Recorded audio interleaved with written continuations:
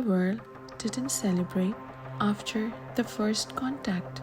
It mourned burned runways, empty cockpits, jets found intact, pilots dead without a mark on them.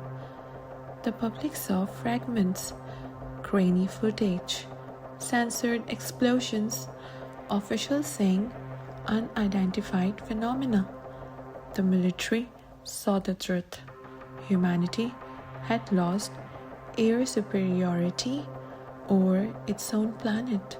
And worse, the enemy wasn't stronger, it was smarter. Inside a quarantined facility, the recovered alien craft was still alive, not attacking, not defending, observing. Every pulse of its tissue synced with recorded human neural activity, fear spikes, decision delays, muscle hesitation. A general said what no one wanted to admit. It doesn't fight jets, it fights pilots. That was the breakthrough. Aliens didn't predict physics, they predicted choice. So the countermeasure wasn't armor, it was removing predictability. Project Coast Sky went live in 48 hours. Unmanned aircraft were nothing new, but these weren't drones. They were fighters without conscience. No smooth maneuvers, no optimal paths, no self-preservation. Algorithms were deliberately corrupted, injecting randomness, simulated panic, illogical aggression. One engineer called it insane. Another replied, "So is humanity. That's the point." The aliens returned at dusk. Same formations, same confidence. They expected minds to read. They found noise.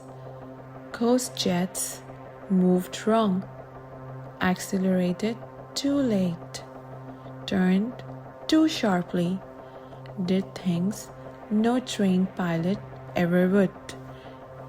Alien craft froze mid-calculation. Missiles hit.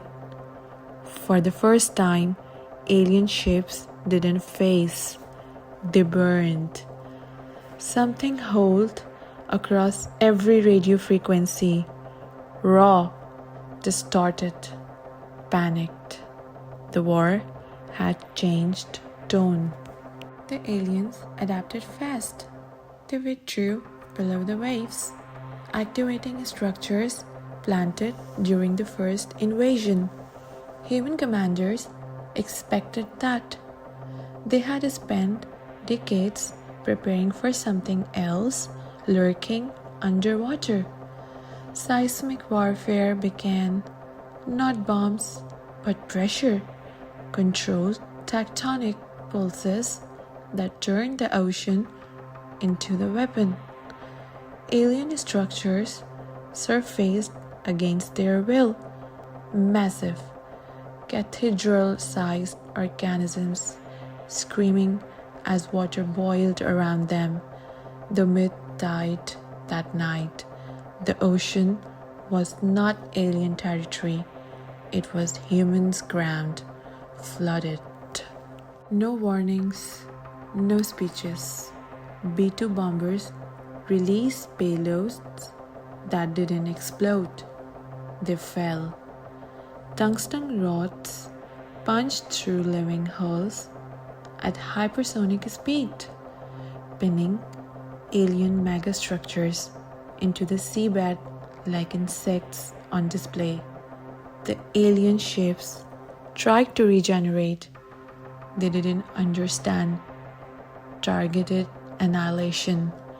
Humans didn't just destroy ships, they destroyed systems, nerve clusters, power nodes, command tissue. The alien had never found a species that studied anatomy to kill. One command ship remained. It watched from high orbit, silent, learning.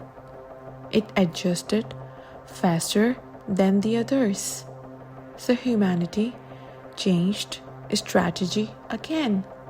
They sent a pilot, not enhanced, not perfect, just human.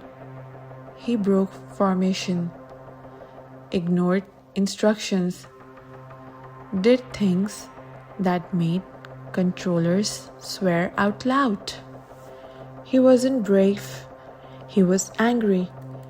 He cut engines in space, drifted, vanished from alien sensors, then reignited everything at once. At point blank range, the alien ship tried to adapt. There was no pattern left to adapt to. As the command ship tore itself apart, signals flooded in, decoded in real time. The aliens believed intelligence meant control, order, predictability. Human intelligence was different. It was contradiction, emotion, sacrifice. One final alien classification broadcast escaped into deep space. Species human, traits unstable, non-deterministic, self-destructive, extremely addictive. Threat level existential, then silence.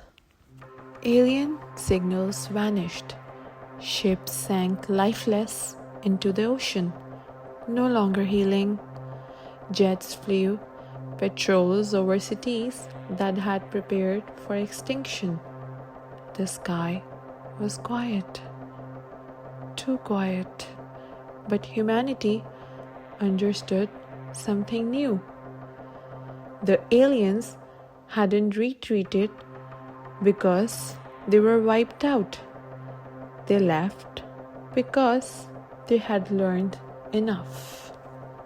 Humanity looked to the stars differently now, not with wonder, with readiness. They came to study us. They left knowing the truth. Earth doesn't conquer worlds, it survives them.